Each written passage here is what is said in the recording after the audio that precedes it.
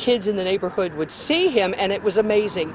These 12-year-old kids who never saw John Mackey and John Unitas play wanted their pictures taken with him. They knew who he was. And John Mackey knew where he came from when he was elected to the Hall of Fame and learned he would receive his ring in the Colts' new home in Indianapolis.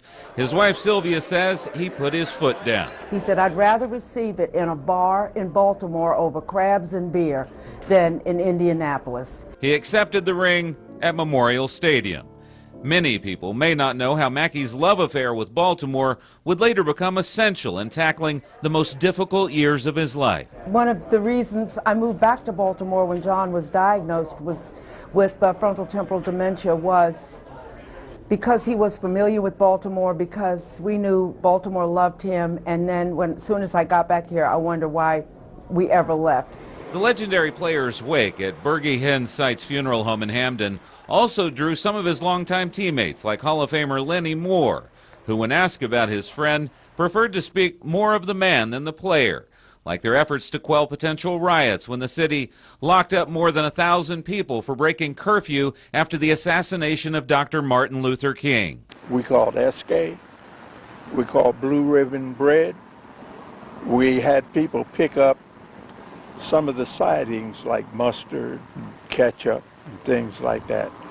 And John and I made sandwiches for those folks during all that time, and whatever. They cooled down.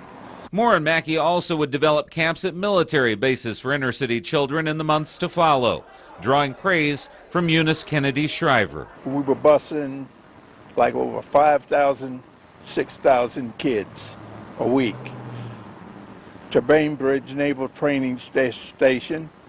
We stretched that out, that we ended up going to Fort Meade, and then we had Aberdeen, and it was with Mackey's forwardness, Mackey's power, second to none. Second to none.